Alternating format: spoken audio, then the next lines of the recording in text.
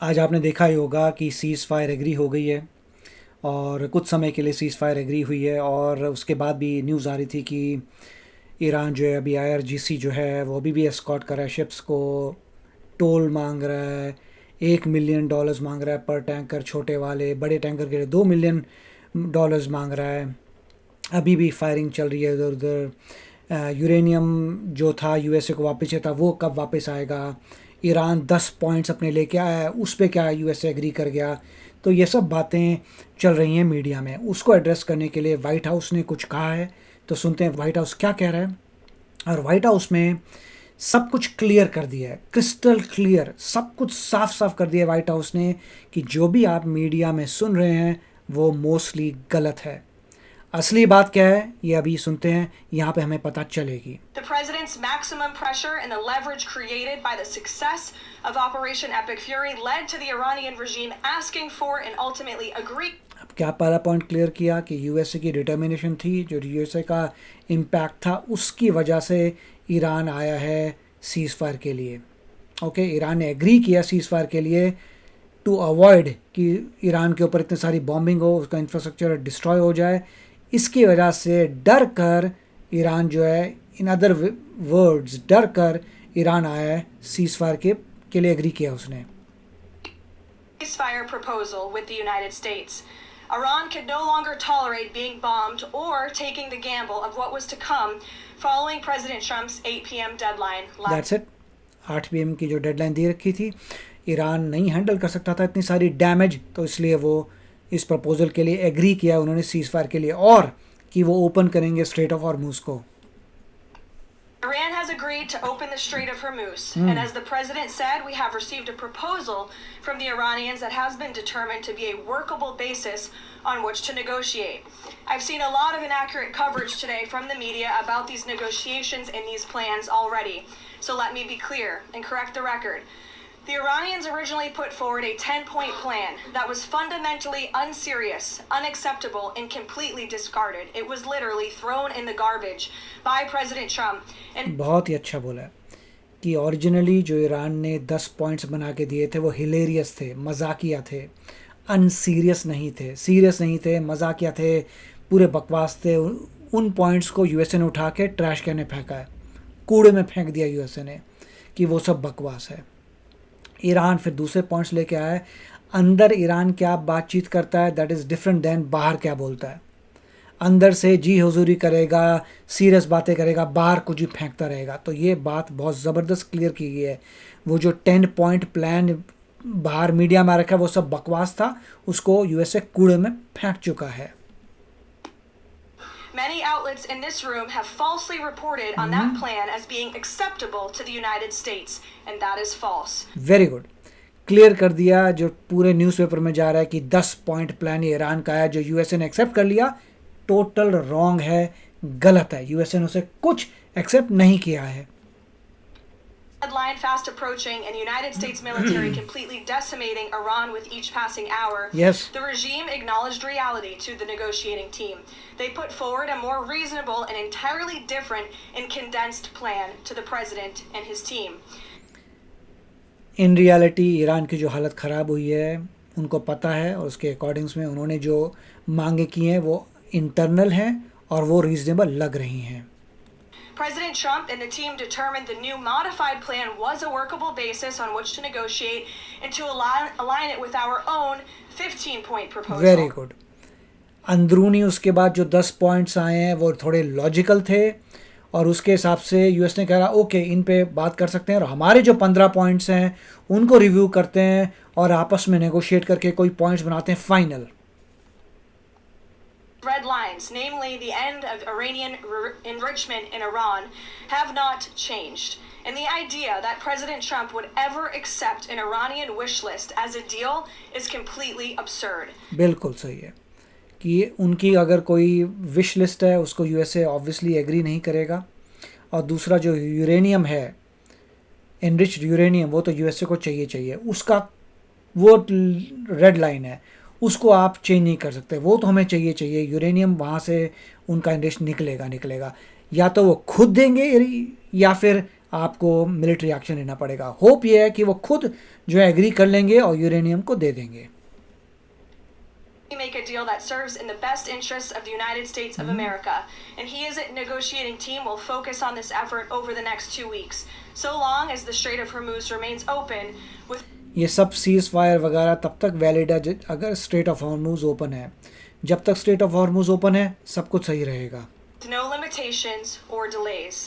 These extraordinarily sensitive and complex negotiations will take place behind closed doors over the course of the next 2 weeks. बिल्कुल सही है। 2 week के लिए cease fire के समय बातचीत होगी, अंदरूनी बातचीत होगी, क्लोज डोर में होगी। आपके पब्लिक में ये सब नेगोशिएशन नहीं होंगी और नेगोशिएशन क्लोज डोर्स में होगी और उसके बाद पता चलेगा, मतलब अंदर जाके प्राइवेट में होगी पूरी डिस्कशंस, फिर बता जाएगा कि क्या एग्रीमेंट हुआ है। The media against running with narratives that have no basis in fact. What Iran says publicly or feeds to all of you in the press is much different than ये मैंने पहले बताया, ईरान जो बाहर media में बताता है वो टोटल डिफरेंट है। वहाँ दिखाता है बहुत शेर है, पर अंदर से जब बातचीत करता है वहाँ पे वो बाहर वाला ईरान नहीं है। the United States, the president and his team privately. Thanks, Karen. Would President Trump like to see Lebanon included in this peace deal? Lebanon की बात हुई है कि लेबनान के ऊपर पीस डील हो गई है। क्या इजराइल रुक जाएगा, लेबनान पर अटैक नहीं करेगा? तो यही बताने वाली है कि लेबनान इस पार्ट नहीं है इस डील का। इजराइल एक्शन करता रहेगा हिजबुल्लाह के ऊपर लेबनान में, उसका कोई लेना देना नहीं है। बट इस डील के अंदर कोई लेना देना नहीं है लेबनान के ऊपर अटैक होता रहेगा, एसेंशियली हिजबुल्लाह के ऊपर अटैक होता रहेगा by Israel. Israeli strikes on Lebanon today with dozens of casualties there. Sure. Lebanon is not part of the ceasefire. That has been relayed to all parties involved in the ceasefire. As you know, Prime Minister Netanyahu put out a statement last night in support of the ceasefire, in support of the United States' efforts, and he's also assured the president they'll continue to be a helpful partner throughout Israel ने भी बताया था कि ये Lebanon part of the peace deal नहीं है, Lebanon में operation होता रहेगा क्योंकि हिजबुल्लाह को ख़त्म करना ही करना है। the course of the next 2 weeks. Jeff. Thank you. Caroline, will the U.S. take part in talks with Iran in Islamabad on Friday? बात भी सही है कि क्या यूएसए जाएगा इस्लामाबाद पर्सन टू पर्सन बात करने के लिए ईरान से? आंसर है यस। मिस्टर वैंस की टीम जो है वो जाएंगे, मेरे ख्याल से सैटरडे को जा रहे हैं इस्लामाबाद में। वहाँ पे मीटिंग होगी face to face with Iran. That the president is dispatching his negotiating team, led by the Vice President of the United States, J.D. Vance, Special Envoy Witkoff, and Mr. Kushner to Islamabad for talks this weekend. The first round of those talks will take place on Saturday morning local time, and we know we look forward to those in-person meetings. हाँ, तो मतलब team जाएगी इस्लामाबाद में Saturday को और face to face बात होगी Iran से। What does the president see for the U.S. in monitoring or helping with the Strait of Hormuz going forward? I think the president commented on that this morning. We're going to continue to monitor it very, very closely. We will be helpful in any way that we can, but clear की ये बात कि straight of Hormuz को USA monitor करेगा, make sure करेगा कि open है। जब तक सीज फायर है 2 वीक की, तब तक स्ट्रेट ऑफ हॉर्मूज ओपन होना चाहिए और यूएसए मॉनिटर भी करता रहेगा मेक श्योर करने के लिए कि ओपन रहे। हाँ, टाइम लगता है, सीज फायर इमीडिएटली के बाद चीज़ें ओपन नहीं हो जाएंगी क्योंकि उनका पूरा कंट्रोल स्ट्रक्चर, कम्युनिकेशन स्ट्रक्चर उड़ा दिया, तो कुछ समय लगेगा जब तक उनको कम्युनिकेट होके पहुँचे और फिर वो ओपन करें स्ट्रेट ऑफ हॉर्मूज को। do this, and the president has made that quite clear as well. It's again, as his statement said last night, the ceasefire is subject to the safe reopening of the Strait of Hormuz. Again, this was just determined last night. We understand things take time, but that's the president's expectation, and he will hold everyone to it. That he would support a joint U.S.-Iranian venture to charge tolls for ships going through the strait. Does the president believe that the U.S. should earn revenue from the Strait of Hormuz going forward? देखिए, एक प्रश्न बीच में आया था जब बात करें toll की, कि एक थॉट आया था कि क्या ईरान कलेक्ट करेगा टोल और वो टोल आधा आधा जाएगा यूएसए को भी और ईरान को भी। तो एक ऑप्शन ये भी था, अगर ईरान को वाकई पैसा चाहिए अपने रिकंस्ट्रक्शन के लिए, तो यूएसए का भी बहुत पैसा लगा है इस वॉर में, तो हो सकता है मोस्ट लाइकली जो पैसा कलेक्ट करेंगे टोल से, आधा यूएसए को जाएगा, आधा ईरान को जाएगा। एक ये ऑप्शन आया था, इस पर एग्री अभी भी नहीं हुआ है, मगर इतना ज़रूर है कि यूएसए ने बोला है कि आप बिल्कुल किसी को रिस्ट्रिक्ट नहीं करेंगे, आने जाने देंगे लोगों को, मगर इसके बारे में नेगोशिएशन होगा कि क्या टोल लगाए जाएंगे नहीं लगाए जाएंगे। अगर टोल लगाए जाते हैं, एग्री करते हैं दोनों, तो आधा आधा मोस्ट लाइकली यूएसए ईरान को हो जाएगा, ऐसा भी एक ऑप्शन है। मैं ये नहीं कह रहा कि ये अप्रूव हो गया, ये एक ऑप्शन भी टेबल पे डिस्कस होगा। The president has floated, as you know, and it's something that will continue to be discussed over the course of the next 2 weeks. But the immediate priority of the president is the reopening of the strait without any limitations, whether in the form of tolls or otherwise. You know, on the highly enriched uranium, has Iran given the administration any indication that it would simply turn over the enriched uranium, or is this an expectation that the president has that he would have to send? वही बात थी कि Iran से जो बात होगी uranium की कि क्या यूरेनियम को मिलिटरीली लेना पड़ेगा, खुद देगा ईरान, तो होप तो यही है कि ईरान खुद दे देगा। Troops in order to do that. This is on the top of the priority list for the president and his negotiating team as they head into this next round of discussion. देखिए दोबारा ये repeat करते हैं कि top of the priority, number 1 priority यही है कि uranium जो है वहाँ से निकालना है, एनरिच्ड यूरेनियम जो है ईरान से बाहर निकाला जाएगा, सबसे बड़ी प्रायोरिटी वही है। खुद देते हैं तो अच्छी बात है, अदरवाइज मिलिटरीली लेना पड़ेगा। That in my opener, that is a red line that the president is not going to back away from, and he's committed to ensuring that takes place. We hope it will be through diplomacy. Have they given any indication They that have. they would turn it over? They have. They have. Yes. ठीक है, उनसे बात होगी, ऐसा लग रहा है negotiate होगा, मोस्ट लाइकली वो लोग अपने आप यूरेनियम दे देंगे।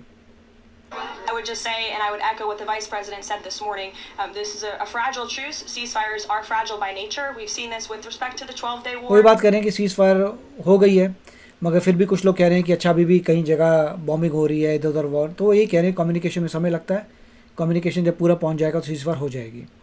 With Iran and Israel last year, it takes time sometimes for these ceasefires to be fully effectuated. And one of the results of Operation Epic Fury was we completely dismantled Iran's command and control center, which makes it difficult for them to pass messages up and down the chain. And so we understand that. I would caution a little bit of patience, but of course we want to see the ceasefire effectuated and abided by all parties as quickly as possible. Thank you. The Pentagon had a target list that they were ready to hit go on at 8 p.m. last night if the Iranian regime had not agreed to open the strait, which they did. बिल्कुल सही है, इन्होंने कह दिया कि 8 बजे के करीब सब कुछ लाइंड अप था, पूरी यूएसए की मिलिट्री रेडी थी स्ट्राइक करने के लिए, अगर वो एग्री नहीं करते सीज फायर के लिए। And I think that's something we should all be grateful for. I have a direct quote from the President of the United States on NATO, and I will share it with all of you. Okay, अभी बताएंगे NATO पे president ने क्या बोला। President ने basically ये कहा था कि हमने जो है यूएसए ने नेटो को टेस्ट किया और नेटो फेल हो गया क्योंकि वो हेल्प के लिए नहीं आया, अमेरिकन पीपल की हेल्प के लिए नेटो नहीं आया तो उसी की वजह से यूएसए उसी तरीके से बिहेव करेगा नेटो से। अब नेटो तो हेल्प करने नहीं आया अमेरिका की, क्योंकि अमेरिका नेटो की हेल्प करेगा, मे बी नॉट। तो आज एक बंदा आ रहा है नेटो का जिससे बातचीत होगी, मिस्टर ट्रम्प उससे बातचीत करके पूछेंगे कि क्या चक्कर है, नेटो की तुम हेल्प बिल्कुल, मतलब नेटो बिल्कुल हेल्प नहीं कर रहा अमेरिका की। इतने साल तक अमेरिका ने नेटो की हेल्प की है, सारा डिफेंस बजट जो है अमेरिका संभाल रहा था इनकी प्रोटेक्शन के लिए। तो अब नेटो नहीं आया हेल्प के लिए अमेरिका की, तो देयरफॉर क्या करना चाहिए अमेरिका को, we will see. They failed. And I would add, it's quite sad that NATO turned their backs on the American people over the course of the last 6 weeks when it's the American people who have been funding their defense. As you know, President Trump will be meeting with Secretary Ruta in a couple of hours here at the White House, and I know he looks forward to having a very frank and candid conversation with him. सही बात है। By the Iranians in the Strait of Hormuz. I've heard you talk about a number of red lines that the president has in this negotiation, but I haven't heard you say that Iranian tolling in the Strait of Hormuz is a red line. Would it be acceptable to the United States at the end of all this? वो कह रहा है कि आपने कहा था कि uranium 100% आप लेके आना चाहते हैं, स्ट्रेट ऑफ हॉर्मुज को 100% ओपन करना चाहते हैं, मगर आप ये नहीं बात कर रहे कि क्या टोल में ऐसा सिस्टम होगा कि आप टोल करेंगे जिससे पैसा रिकवर हो सके। तो यही मिस्टर ट्रम्प ने दोबारा बोला है, तो नेगोशिएट होगा कि क्या टोल लिए जाएंगे नहीं लिए जाएंगे, अगर टोल लिए जाते हैं तो आधा आधा मिलता नहीं मिलता क्या होगा, वील सी। क्योंकि ईरान पूरी कोशिश कर रहा है कि उसका पैसा वापस आए to some degree to reconstruction के लिए, और वो टोल के ज़रिए लेना चाहता है उस पैसे को। I think the president was very clear and simplistic in his language last night in his Truth Social post, where he said that this ceasefire is subject to the free, safe, and immediate reopening of the Strait of Hormuz. वही repeat किया है कि straight जो है of Hormuz open ही रहेगा, यही condition है cease fire की। That's very plain language and it should be taken at face value. बाद में ट्रेड होके टोल होता नहीं होता वो नेगोशिएट करके देखेंगे, मगर जब तक नेगोशिएशन हो रहा है 2 हफ्ते तक, strait of Hormuz needs to be open. ये बोला कि जब तक बातचीत हो रही है, सीज फायर है, तब तक स्ट्रेट ऑफ हॉर्मुज ओपन चाहिए। charge? Carrie, go ahead. Without limitation, including tolls, yes. Carrie. Quick follow-up on each one. Why would the U.S. allow Iran to collect tolls for the Strait of Hormuz? That's not something that we've opposed for a number of years now. Again, that's not something we've said that we've definitively accepted. The joint venture is something that was proposed by the president, but he was very clear in his statement last night. He wants to see the strait reopened immediately without limitation, and that's something we're going to hold him to. Right देखिए, तो basically वो यही question बार बार पूछ रही है toll के बारे में। टोल के बारे में दोबारा रिपीट करके बताया उन्होंने कि मिस्टर ट्रंप ने क्लियर कर दिया है कि जब तक ये 2 हफ्ते की सीज फायर है तब तक स्ट्रेट ऑफ हॉर्मुज ओपन होना चाहिए। उसमें फ्री आप अलाउ करिए हर एक शिप को जाने के लिए। नेगोशिएशन चलती जाएगी टोल के लिए। नेगोशिएशन के बाद पता चलेगा टोल आता है नहीं आता। और एक पॉइंट ये भी था, अगर टोल आया भी तो भी यूएसए और ईरान के बीच में शायद शेयर हो सकता है। वी डोंट नो उसके बारे में क्या होता है, मगर जब तक सीज फायर है तो strait of Hormuz has to be open. तो बहुत सारी बातें इन्होंने कवर की हैं, बहुत ही अच्छे तरीके से सीधे सीधे बातचीत की है, घुमा फिरा के नहीं, साफ साफ सारी बातचीत की है, सब कुछ बता दिया। तो बहुत अच्छा था। सारे जो भी लोगों के माइंड में डाउट्स हो रहे होंगे, सारे डाउट्स को उन्होंने एक झटके में क्लियर कर दिया। तो आप बताइए इसके बारे में आपके क्या विचार है। मिले हैं अगले वीडियो में। Take care, bye bye.